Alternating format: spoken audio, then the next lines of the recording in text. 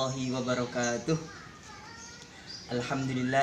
Alhamdulillahilladzi ja'alana zakah min arkanil Islam, wassalatu wassalamu ala sayyidil anam Muhammadin wa ala alihi wa sahbihi wasallam. Amma ba'du. Buat anak-anakku semuanya dimanapun kalian berada, yang semoga selalu dirahmati oleh Allah Subhanahu wa ta'ala. Pada kesempatan kali ini masih bersama Pak Niam. Dalam hal ini Pak Niam akan menyampaikan tentang materi yaitu zakat fitrah. Untuk kali ini Pak Niam akan sedikit menyampaikan tentang apa itu zakat fitrah dan kemungkinan hal-hal yang berkaitan dengan zakat fitrah. Allah menjadikan zakat fitrah merupakan sebuah ibadah buat kita. Maka kita sebagai seorang hamba harus tahu bagaimana zakat fitrah itu sendiri, sehingga ibadah zakat fitrah kita nanti dapat diterima oleh Allah Subhanahu wa ta'ala dan menyempurnakan ibadah kita pada bulan Ramadan ini.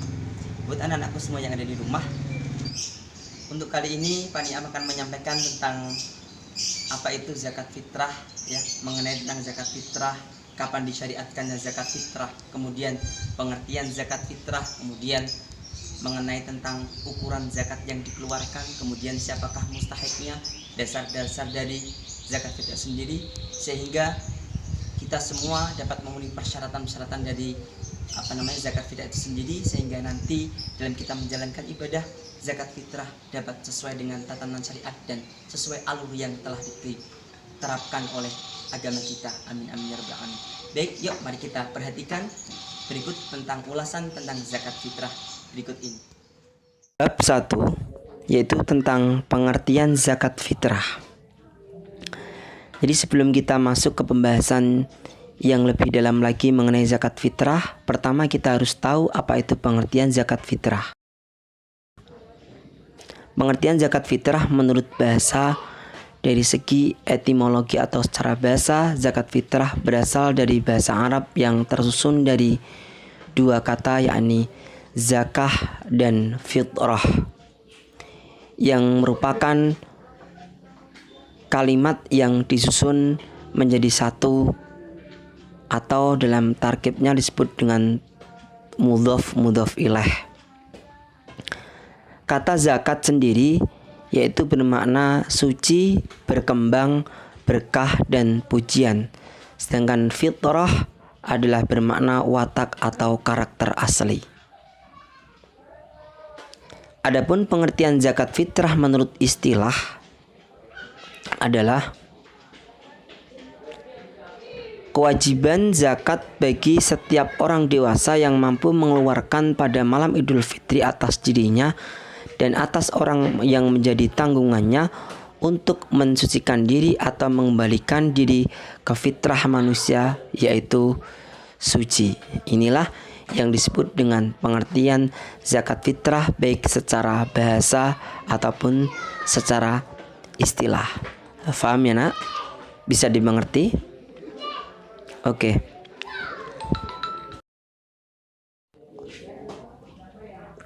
Untuk anak-anakku semuanya, setelah kalian mengetahui apa itu pengertian dari zakat fitrah baik secara bahasa dan secara istilah, maka kita akan membahas ke bagian selanjutnya atau bab yang kedua, itu tentang kapan disyariatkannya zakat fitrah. Zakat fitrah itu muncul bukan dari awal Islam itu ada. Jadi sebelum Islam masuk, sebelum agama Allah itu dibawa oleh Rasulullah, ini ketika awal Islam, awal hijrah, belum ada yang namanya istilah zakat fitrah. Jadi, dan kapankah itu disyariatkan zakat fitrah itu? Zakat fitrah itu disyariatkan pada tahun kedua dari hijrahnya Rasulullah, yaitu bersamaan dengan disyariatkannya puasa Ramadan. Jadi kewajiban zakat fitrah itu ada atau disyariatkan pada tahun 2 Hijriah, yaitu bersamaan dengan disyariatkannya bulan puasa Ramadan. Jadi sebelum tahun kedua Hijriah, yaitu orang-orang muslim atau orang mukmin belum kena taklif atau kena hukum syariat yang namanya hukum menunaikan zakat fitrah. Faham ya? Baik, untuk anak-anakku semuanya, setelah kita tahu apa itu pengertian dari zakat fitrah, baik secara bahasa ataupun secara istilah, dan kita sudah tahu pula kapan tahun disyariatkannya zakat fitrah, maka kita harus tahu pula apa dasar dari zakat fitrah. Adapun dasar zakat fitrah, Rasulullah SAW pernah bersabda dalam sebuah hadis, Rasulullah SAW telah mewajibkan zakat fitrah sebanyak 1 sok kurma atau gandum atas orang muslim, baik budak dan orang biasa, laki-laki dan wanita, anak-anak dan orang dewasa. Beliau memberitahukan membayar zakat fitrah sebelum berangkat ke Masjid Idul Fitri. Hadis riwayat Bukhari dan Muslim. Inilah dasar yang mendasari atas diwajibkannya kita untuk menunaikan zakat fitrah. Faham ya nak? Pada bab selanjutnya, setelah kita mengetahui dasar dari menunaikan zakat fitrah, maka kita harus tahu yaitu tentang syarat wajib dari zakat fitrah. Adapun syarat wajib zakat fitrah itu ada 4. Yang pertama adalah Islam. Jadi ketika tidak Islam maka dia tidak diwajibkan untuk menunaikan zakat fitrah. Yang kedua yaitu orang merdeka, yaitu bukan budak atau hamba sahaya. Yang ketiga mempunyai kelebihan makanan atau harta dari yang diperlukan di hari raya dan malam hari raya. Yang keempat memenuhi waktu wajib mengeluarkan zakat fitrah, artinya menemui sebagian dari bulan Ramadan dan sebagian dari awalnya bulan Syawal, yaitu malam hari raya. Jadi kesimpulannya, jika kita atau ada orang sudah memenuhi syarat dari wajib zakat fitrah, yaitu pertama adalah Islam, kemudian merdeka, mempunyai kelebihan harta baik di malam hari raya ataupun di siang hari raya, kemudian dia menemui waktu wajib dari zakat fitrah, maka secara otomatis orang tersebut punya kewajiban untuk menunaikan yang namanya zakat fitrah. Faham ya nak? Yuk kita lanjutkan.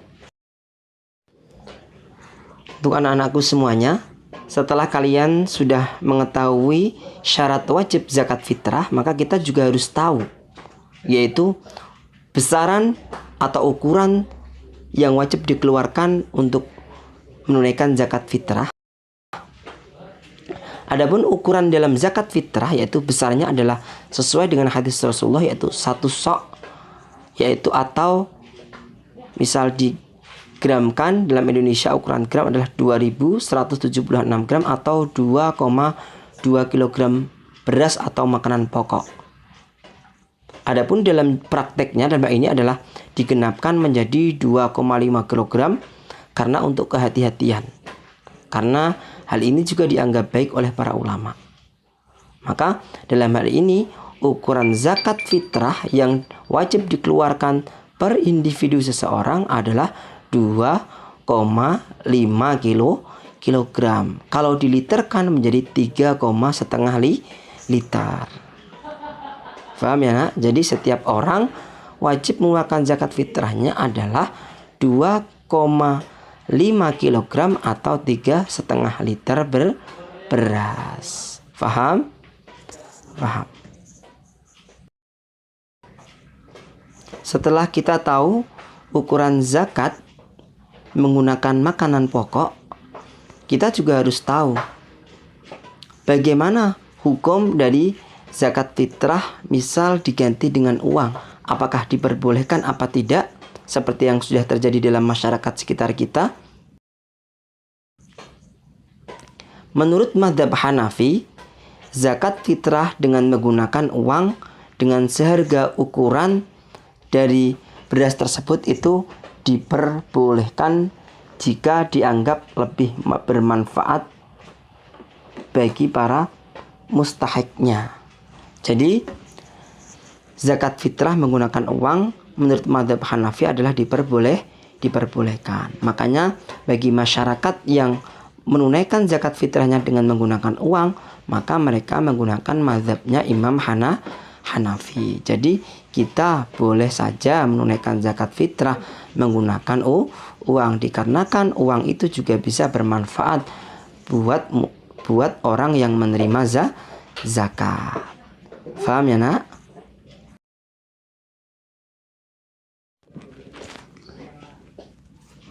Untuk anak-anakku semuanya, dalam zakat fitrah ini juga diperlukan yang namanya niat sebagaimana ibadah-ibadah yang lain. Untuk mengesahkannya dibutuhkan yang namanya niat. Karena ini adalah sebuah ibadah. Nah, lalu bagaimana niatnya Pak Niam untuk zakat fitrah itu sendiri? Adapun niat zakat fitrah ketika untuk diri sendiri niatnya adalah nawaitu an ukhrija zakatal fitri an nafsi fardhan lillahi ta'ala, yang artinya aku niat mengeluarkan zakat fitrah untuk diriku sendiri, fardu karena Allah Ta'ala. Maka untuk anak-anakku semua, jangan lupa ketika nanti mau menunaikan zakat untuk niat zakat fitrah terlebih dahulu supaya ibadah kita diterima oleh Allah Subhanahu wa Ta'ala. Jangan sampai lupa niat, ya. Nanti kalau kita tidak niat zakat fitrah, maka ibadah kita tidak menjadi zakat fitrah, tapi menjadi sedekah biasa. Faham ya nak? Oke. Setelah kita mengetahui ukuran atau besaran yang dikeluarkan dalam zakat fitrah, maka kita harus tahu siapakah mustahik atau orang-orang yang berhak diberikan zakat. Dalam Quran surat At-Taubah ayat 60, Allah menerangkan ada 8 golongan orang-orang yang menerima zakat atau wajib menerima zakat, yaitu yang pertama adalah orang fakir, kemudian orang miskin, kemudian pengurus zakat atau amil, kemudian mu'alaf, kemudian orang yang memerdekakan budak, orang yang berhutang, atau kemudian orang yang berjuang di jalan Allah atau sabilillah, dan yang terakhir adalah orang yang sedang dalam perjalanan atau ibnu sabil. Itu adalah para mustahik zakat atau orang-orang yang berhak menerima zakat. Oke, paham ya nak? Kita lanjutkan.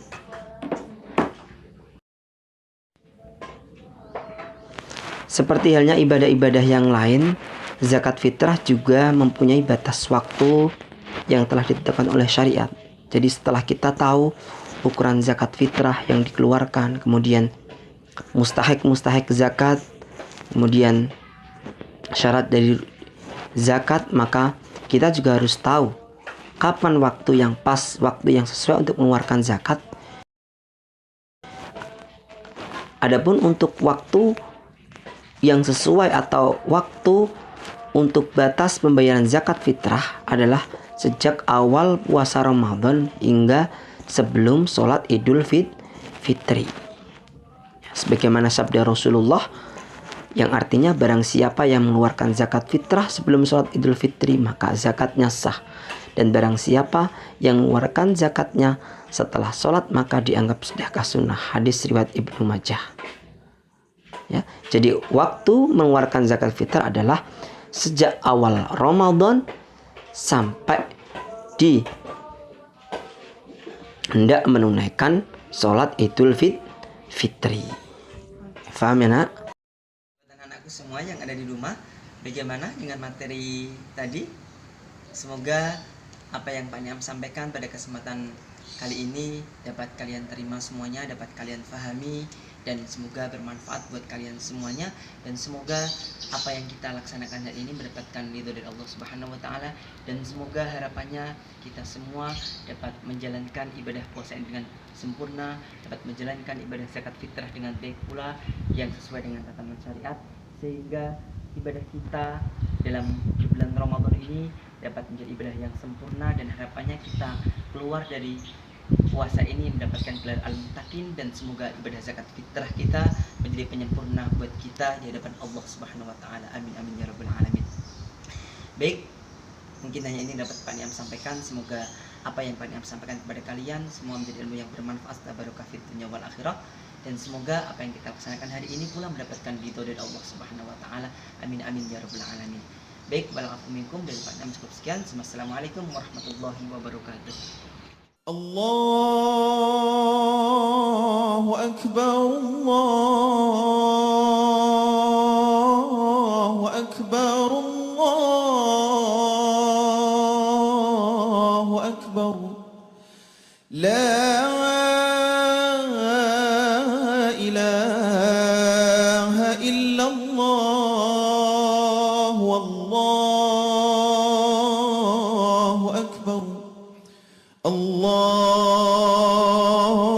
أكبر ولله